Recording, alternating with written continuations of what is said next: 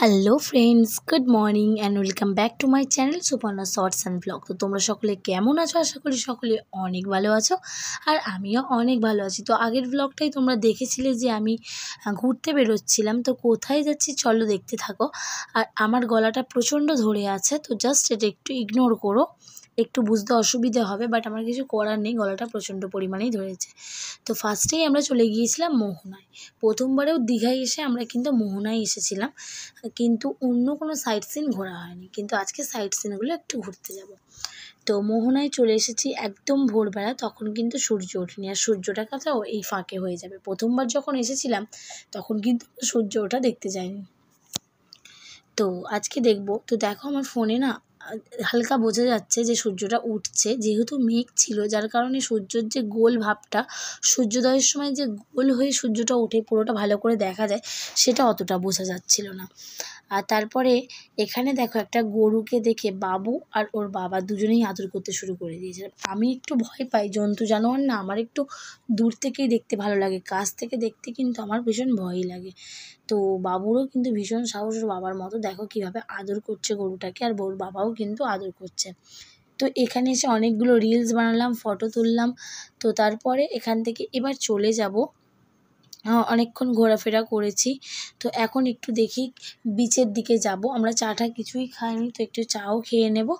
তো ভালো লাগছে বেশ, সকালবেলা একদম, যেহেতু সকাল, তো এখানে সকালেই এতটা পরিমাণে রোদ, দেখলে মনে হবে যেন 9টা-10টা বাজে, কিন্তু এখন প্রায় 6:30টার মতো বাজে। তো দেখো রোদ, কী পরিমাণ রোদ। তো এখান থেকে আমরা এই বাবুর এই হোয়াইট সানগ্লাসটা, আর আমি যেটা পরে আছি এই সানগ্লাসটা কিনে নিয়েছি। বাবুর ওই সানগ্লাসটার প্রচণ্ড পরিমাণে দরকার ছিল। রাত্রিবেলা আমরা যখন বাইকে ঘুরতে বেরোই, আমার যেহেতু চোখে পাওয়ার আছে, তো আমার চশমা আছে, আর তন্ময়েরও একটা ওই হোয়াইট সানগ্লাস আছে। তো বাবুর ছিল না, তাই বাবুর জন্য একটা নিয়ে নিলাম। তো তারপরে এখান থেকে একটু চা খেয়ে নিয়েছি, যেহেতু চা খাওয়া হয়নি। তো চাটা খেয়ে বিচে একটুখানি ঘোরাফেরা করে চলে এসেছিলাম রুমে। তো রুমে এসে বাবুকে কিন্তু আমি জল আর বিস্কুট খাইয়ে দিচ্ছি। ও না বিস্কুটটা একদম পছন্দ করে না, তবুও ঘরে হরলিক্স দিয়ে যাও করে জোর করে 2টো করে খাওয়ায়। আর ওই হ্যাপি হ্যাপি বিস্কুটটা তবু খায়, যার জন্য হ্যাপি হ্যাপি বিস্কুটই প্রায় 6 প্যাকেটের মতো আমি নিয়ে এসেছিলাম, যেহেতু এখানে সবসময় তার ওকে কেনা খাবার খাওয়াতে পারবো না। আর এদিকে দেখো তন্ময় কী করছে। হ্যাঁ, জামা কাপড় শুকুর দিয়েছিলাম, সেটা নিচে পড়ে গেছিলো, তার কারণেই তুলছে, কিন্তু সবাই ফেল করে গেছে, তাই মাথায় হাত দিয়ে বসেছি। তো তারপরে আমরা এই যে বেরিয়ে পড়েছি ঘুরু ঘুরু করতে বিকেলবেলা। বললাম না সাইট সিনগুলো ঘুরবো। তো লাঞ্চ সেরে আমরা ওই 4টের সময় করে বেরিয়েছিলাম। তো খাওয়ার জন্য নিয়ে নিয়েছিলাম আমি আর মৌমিতা একটু আমুল গুলা, তন্ময় নিয়ে নিয়েছিল জিরু। তো ওর থেকে আমি একটু নিয়ে নিলাম, বললাম আমাকে একটু দাও, আমি একটু খাই। তো জিরুটা খেতে বেশ ভালোই লাগছিলো। এখানে এসেছিলাম কি কাজুর দেশ মনে হয় বলে জায়গাটা, মানে এখানে কাজু হয়। তো আমরা গেছিলাম বেকারি, কোনো কাজু হয়েছিল না, তাই বেকার দেখে লাভ নেই। আর এটা হচ্ছে রাধাকৃষ্ণের মন্দির, বেশ সুন্দর লাগছিল। আর ভিতরে না ছবি তোলা বারণ ছিল, যার কারণে আমি ঠিক করে ক্যামেরা করতে পারিনি। তবুও ওই প্রণাম করতে করতে যেটুখানি পেরেছি একটুখানি কিন্তু ছবি তুলে নিয়েছি তোমাদের দেখাবার জন্য। বেশ সুন্দর লাগলো মন্দিরটা। তবে পুরীতে যেভাবে ঘোরার জায়গাগুলো খুব সুন্দর ছিল, যে সাইট সিনগুলো দেখেছিলাম খুবই সুন্দর, দীঘাতে সেভাবে কিন্তু ঘোরার জায়গাগুলো অতটাও সুন্দর না। তবে এই মন্দিরগুলো দুখানা ছিল বেশ সুন্দর। তো এটাই রাধাকৃষ্ণের মন্দির মনে হয়, হ্যাঁ রাধাকৃষ্ণের মন্দিরই। তারপরে কিন্তু আমরা চলে গিয়েছিলাম এই যে চন্দ্রশেখর মন্দিরে। তো চন্দ্রশেখর মন্দিরে বেশ একটা সাপ ছিল বড় মতো, আর মা দুর্গার একটা মূর্তি ছিল, বেশ সুন্দর। আর অ্যাম্বিয়েন্সটা ভীষণ ভালো লাগছিল চারিদিকের। আর সামনে একটা পুকুরও ছিল, এখান থেকে সবাই স্নান করে দেখলাম ডন্ডি কাটছে, মনে হয় এখানে মানতও করে সবাই মিলে। তো বাবু দেখো, ইনি এই ভদ্রমহিলা ওভাবে প্রণাম করছিলেন দেখে বাবুও কিন্তু ঠিক ওভাবেই মাটাটাকে প্রণাম করতে শুরু করে দিয়েছে। তো এইখানে দেখো মা দুর্গা, পাশে কিন্তু শিব ঠাকুর আছে। তো ভীষণ সুন্দর মন্দিরটা, আমার তো খুবই ভালো লেগেছে ঘুরে।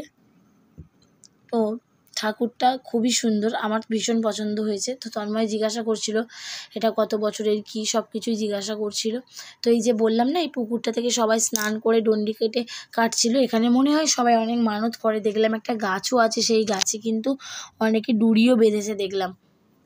তো জানি না, আমার ফোনের ব্যাক ক্যামেরাটা কিন্তু ভীষণ খারাপ, কিন্তু এই মন্দিরে এসে যখন আমি ব্যাক ক্যামেরা দিয়ে এই ভিডিওটা করছিলাম, এত সুন্দর ভিডিও হয়েছে। আমি তন্ময়কে বলছিলাম যে দেখো, মানে আমার ফোনের ক্যামেরা কিন্তু মানে ব্যাক ক্যামেরা ভীষণই খারাপ, কিন্তু এখানে এসে এই যে ভিডিওটা করেছি, মানে আমার নিজেরই মনে হচ্ছে না যেটা আমি আমার ফোনে করেছি, এতটা সুন্দর উঠেছে। আর মন্দিরটাও কিন্তু ভীষণ সুন্দর, আর ওয়েদারটা এত ভালো ছিল, এত ভালো ছিল। আমরা কিন্তু কোনো রকম বৃষ্টি পাইনি, খুব ভালোভাবে আমরা ঘুরেছি, কোনো রকমই অসুবিধা হয়নি।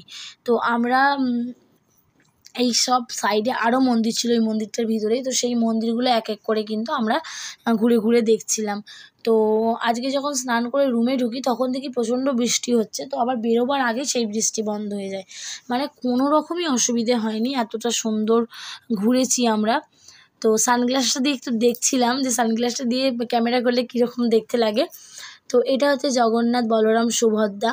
তো অনেকগুলো মন্দিরে অনেক রকমের ঠাকুর ছিল, তো সেগুলোই আমি একটু একটু করে ক্যাপচার করেছিলাম তোমাদের সাথে শেয়ার করব বলে। তো প্রথমবার আমি বললাম না আমি দীঘায় এসে কিছুই ঘুরিনি, তো ওই জন্য তন্ময়কে বলেছিলাম যে এবার কিন্তু দীঘায় গিয়ে আমাকে এই সাইট সিনগুলো ঘোরাতে হবে। তো তারপরে আমরা চলে এসেছিলাম উদয়পুরে। তো উদয়পুরে এসে বাবু না পেয়ারা মাখা খাওয়ার জন্য বায়না করছিল, তো আমিও পেয়ারা মাখতে বললাম। তো পেয়ারাটা এতটা পরিমাণে ঝাল দিয়েছিল যে আমি খেতে পারিনি, মানে প্রচুর ঝাল দিয়েছিল লাস্টে। ওই